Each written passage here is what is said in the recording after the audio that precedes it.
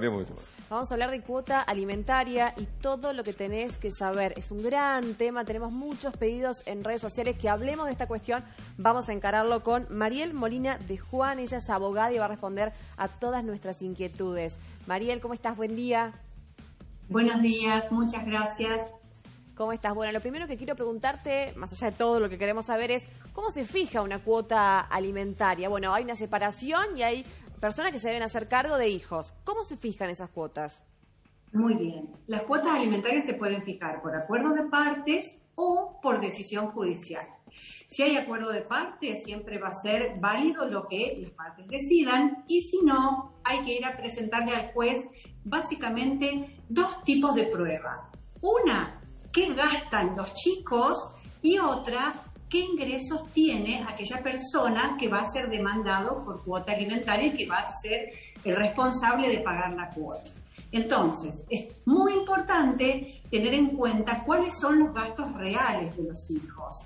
Esto nos permite insistir, o nos lleva a insistir, que siempre que se inicie cualquier reclamo de cuota alimentaria, no se parta de la presunción o del preconcepto que los alimentos de los hijos se presumen y por tanto no voy a aprobar los gastos. Es importante saber cuánto gasta el niño o los niños o adolescentes, porque no es lo mismo si van a un colegio privado que si no van a un colegio privado, si viven en un barrio privado que si no viven en un barrio donde, por ejemplo, no pagan despensas. No interesa aquí, entonces, manejarse con presunciones, sino que hay que probar. Y también hay que probar cuánto gana aquel que va a alimentar. Es muy importante tener presente que no se puede partir de la idea de que por el hecho de que un hijo tenga papá y mamá, los gastos se reparten necesariamente por mitades, porque aquí juegan dos factores. Uno, cuánto gana papá y cuánto gana mamá, y otro, cuánto tiempo está el hijo con cada uno de los dos papás. Ajá, ok.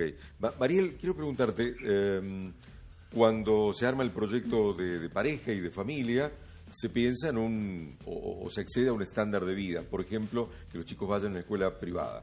¿Qué pasa si en el momento de la separación, y dado que hay que repartir las ganancias de otra manera, qué pasa si se deciden cambios? Por ejemplo, hagamos otro gasto, repartamos de otra manera el presupuesto, y que los chicos ahora no vayan a colegio privado, sino a colegio público. ¿Son posibles esos cambios o no? ¿Están contemplados? Son absolutamente... Sí, esto que usted está preguntando es lo que sucede en muchos hogares, porque lógicamente la separación empobrece a ambos. Claro. Cuando compartían un proyecto común, exacto, dos ingresos o un solo ingreso iban a sostener una vivienda, luz, gas, cuentas unificadas. Ahora va a haber dos tipos de cuentas separadas. Exacto. Entonces, sobre la base de los acuerdos, los papás pueden modificar el colegio de los niños y pueden modificar algunos gastos que tenían durante la vida en común. Hay una premisa, la gente suele pensar que existe un principio de que no hay que modificarle el nivel de vida de los niños. La verdad que esto en la mayor parte de las economías familiares es prácticamente una utopía. Por supuesto que si yo voy a decidir qué gastos achicar, a lo mejor lo último que voy a tocar es el colegio, porque esto hace a un importante interés de los hijos y puedo empezar achicando otros gastos. Lo que sí hay que tener en cuenta que la decisión de cambiar de colegio es de los dos. Y si un papá quiere y el otro no quiere, no se puede tomar la iniciativa unilateralmente y en todo caso tendrá que decidirlo el juez. Okay. Se da mucho, Mariel, que por lo general los hijos quedan al cuidado o viviendo con la mamá, ¿verdad? Reclamando una cuota alimentaria de un papá que por lo general, bueno, continúa con su trabajo, con sus ingresos son estables, suelen ser los mismos, y cuesta cobrar esa cuota alimentaria, cuesta reclamar ese dinero que finalmente va destinado para los hijos. Y uno ahí arranca como la pelea, ¿no? La puja para poder finalmente cobrar esa cuota alimentaria que tenemos entendido tarda muchísimo y los chicos tienen que seguir comiendo en ese día a día y la mujer es quien debe hacerse cargo de todos esos gastos. Sí, bueno, primera cuestión. Es cierto que en la mayoría de los casos los hijos quedan prioritariamente viviendo con la mamá, aunque hoy la ley habla de un cuidado compartido, pueden repartir el tiempo papá y mamá. Si el cuidado solo está a cargo de la mamá, no hay duda que la cuota alimentaria se tiene que fijar en forma urgente. ¿Qué mecanismos hay para eso? Yo diría que existen algunas vías rápidas. Si el contexto en el cual se produce la separación es un contexto de violencia de género, cuando la mujer va al juzgado de familia a hacer la denuncia de violencia de género, que es donde debe ir, allí tiene que pedir que se le fije una cuota urgente para poder continuar sosteniendo a sus hijos y que esa medida pueda mantenerse y no fracase. También existen algunas vías urgentes en nuestra ley que permite que una vez que una mujer pide la fijación de la cuota, dentro del transcurso de 3 días, dice la ley, sabemos que ahora en contextos de pandemia a veces esto se demora un poquito más, pero en principio rápidamente debe fijarse una audiencia con el papá y allí por lo menos fijarse una cuota provisoria. Esta cuota provisoria, por supuesto, que no es la definitiva y que se fija con indicios de cuáles son los hábitos de los niños y las posibilidades económicas de quién va a alimentar.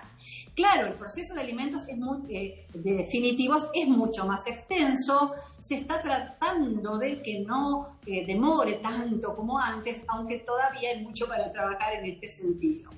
Ahora, si el cuidado es compartido y los hijos comparten un tiempo con la mamá y un tiempo con el papá, que es, digamos, más o menos semejante, y ojo, en esto no me quiero referir a que estemos contando las horas, que sean exactamente 15 días y 12 horas, ¿no? Pero que se reparten responsabilidades. Entonces, en ese caso, para la fijación de la cuota, lo que importa fundamentalmente es cuánto gana cada uno.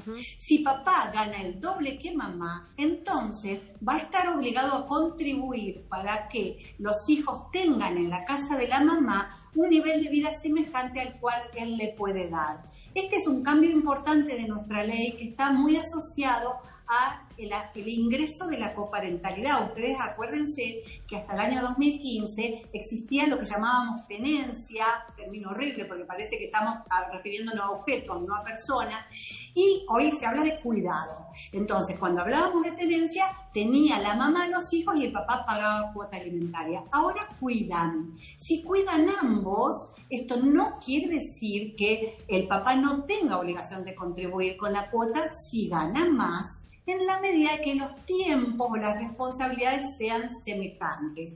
Esto es muy importante porque lo que pretende es evitar o de alguna manera asegurar que cuando aquellos papás que quieren estar presentes en la vida de sus hijos y quieren y pueden cuidar, se hagan cargo de estos roles, ayudando también a la mamá, sin que esto evite que la mamá tenga una contribución alimentaria, porque ustedes saben que el techo de cristal salarial es una realidad. Y aunque papá y mamá trabajen la misma cantidad de horas, en todavía muchísimos hogares argentinos, papá gana más. Claro, totalmente. Sí. Por eso. Entonces, ¿podés repetir para que quede claro cómo sería en base a lo que gana y al tiempo también que cada uno comparte con los chicos?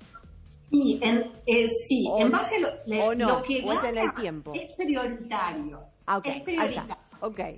Esto es lo primero. Si comparten el mismo tiempo y papá gana más, tiene obligación de contribuir a mamá para que los hijos tengan el mismo nivel de vida en ambos hogares. Excelente. Esa es una regla nueva que todavía no está muy difundida y es importante aclararla. A veces los papás tienen esta idea de que ellos solo tienen que pagar el 50% de los gastos de los hijos y si los hijos están la mitad del tiempo con uno y con otro, no tienen que pagar cuota. Eso es un error. No tendrán que pagar cuota si ganan lo mismo o menos que la mamá, pero si ganan más, sí. Mariel, ¿qué pasa en algo por ahí que es más informal, que es, por ejemplo, vamos a ver, papá tiene un trabajo informal, mamá recibe la asignación y cuando se le pide al padre la cuota alimentaria dice, no, ¿para qué si vos ya cobrás la asignación o ya tenés los beneficios, la tarjeta alimentaria y lo que te da el Estado? ¿Qué pasa en ese caso? Porque en realidad no tiene nada que ver, ¿el beneficio sería para los chicos o se toma en cuenta eso? Porque es por ahí una duda recurrente. Bien, lo primero que hay que saber es cuánto necesitan esos hijos para vivir. Entonces, uno tiene que hacer una cuentita. Cuánto se gasta en comer, cuánto se gasta en útiles escolares, cuánto se gasta en libros, cuánto se gasta en ropa, cuánto se gasta en colectivo. Si eso supera el aporte del Estado que recibe la mamá, la contribución del papá, entonces es necesaria. Porque lo que yo tengo que tener en cuenta es que estos hijos, que son hijos de los dos, tienen que ser sostenidos por los dos. Y entonces, un problema que tienen muchas veces, muchas mamás, es que ellas asumen en exceso los gastos de sus hijos, diciendo el papá, yo no tengo recursos, o no me podés probar cuáles son mis ingresos, arreglate vos. Eso es un caso muy cercano a la violencia de género, porque si el papá no contribuye, todo la sobrecarga económica y de la responsabilidad recae en la mamá, que cuida, que por supuesto se va a multiplicar en tiempos y esfuerzos para que a sus hijos no les falte nada.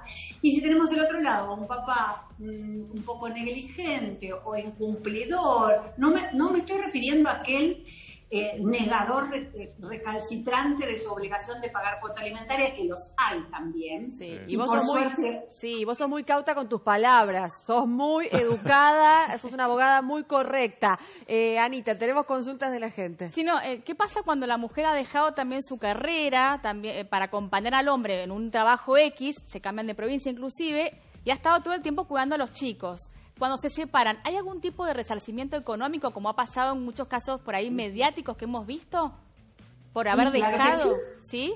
Sí, claro que sí. Y nuestra provincia ya tiene jurisprudencia de la Corte Suprema que reconoce el derecho a una, se llama compensación económica. No es tanto un resarcimiento, porque esto está más relacionado a la existencia de un daño. Y no decimos que es un daño, sino que decimos que es un desequilibrio que a ella le provoca el haber abandonado su proyecto de vida para apostar al proyecto familiar, y que esto la perjudicó al momento de la separación, y el otro, digamos, el demandado o el progenitor, se ha visto claramente beneficiado por aporte que ha hecho la progenitora. La compensación económica se fija en una suma de dinero que puede ser a pagar en cuotas, o que puede ser una entrega de una suma de dinero en un momento determinado, cuando se dicta la sentencia o cuando se llega a un acuerdo, pero que no son alimentos para la mamá o para la mujer. Es otra cosa, porque los alimentos uno tiene que probar que los necesita. Claro. La compensación económica, uno lo que tiene que probar es que resignó su proyecto de vida personal, quedó un escalón más abajo del que podría tener si no hubiese llevado adelante ese proyecto, y que eso lo benefició, porque gracias a eso el papá pudo tener un trabajo, ascender en ese trabajo, proyectarse. Sería una compensación. Claro. Sí, una compensación. Es una compensación. Exacto. Y les digo que es una figura o un derecho que las mujeres están ejerciendo, y por supuesto que hay que examinar si se dan o no los presupuestos para que proceda, para que se le reconozca, pero está desarrollando un camino bien interesante, al punto que la Corte de Mendoza en realidad ha modificado una sentencia de la Cámara que lo había rechazado, y a partir de esta sentencia ya tenemos un primer precedente de corte donde se fija una compensación económica para la mujer. Muy bien. Mariel, te pido un consejo de mujer a mujer, porque sabemos que hay muchas mujeres desamparadas, Lo digo yo y es una realidad y cuesta mucho a veces poder cobrar una cuota alimentaria y es desgastante y a veces hay mujeres que dicen ya está, me hago cargo, que decís vos, tengo 3 trabajos, me hago cargo y dejo de discutir, dejo de perseguir, dejo de citar a que se presente y no se presenta, de que sus salarios no están registrados por ningún lado, de que, bueno, en fin. ¿Qué consejo le das a esa mujer que tiene que encarar todo esto y tiene ganas de hacerlo legalmente y todavía le queda algo de fuerza? Primero, que no abandone, porque ese derecho que ella está ejerciendo o que tiene que ejercer, lo hace por sus hijos. Si ella consigue cobrar esa cuota, aquellos que son sus hijos son los que se van a ver beneficiados, porque van a tener más ingresos y porque su mamá va a estar más disponible y menos cansada para proporcionarle los cuidados que son indispensables. Esa es la primera cuestión. La segunda sugerencia es que recurra a la justicia, que exija la ejecución de esa cuota alimentaria. Y debo decirles también, yo soy optimista, por supuesto, compenetrada con el derecho de las familias y muy apasionada. Creo que en materia de alimentos hay una serie de herramientas que da la ley y que los jueces pueden usar para exigir este cumplimiento. Primero, quien no paga porque no quiere puede ser obligado a pagar un interés altísimo. Esto es el interés más alto que cobran los bancos para las operaciones de descuento, o sea, un interés altísimo que está por encima del 70% por no pagar. Esto, por supuesto, para el que decimos, bueno, no paga porque no quiere que la mujer maneje el dinero, porque piensa que ella se lo va a gastar en fiestas, en ropa, en cartera, o simplemente para vengarse de ella o para torturarla o castigarla. También existen otras herramientas, como por ejemplo, aquel papá que no paga se le prohíbe salir del país, se le quita la licencia de conducir, se lo manda a hacer tareas comunitarias, se le prohíbe entrar a la cancha. Hubo algunas decisiones que han sido muy mediáticas en este sentido y los jueces pueden usarlas y deben usarlas porque es una herramienta que está pensada justamente para proteger a la mujer de estas situaciones de violencia económica, a la cual yo sostengo que el impago de la cuota alimentaria es un caso de violencia económica y que por tanto esos son los estándares que hay que manejar y el no responder asertivamente y oportunamente puede generar responsabilidad del Estado. Quedó claro. Muchísimas gracias, Mariel, de verdad, de corazón, por todo esto que nos has dicho y que seguramente está sirviendo a tanta gente del otro lado. Gracias. Bueno, un placer. Que tengan buen día. Muchas gracias, como siempre.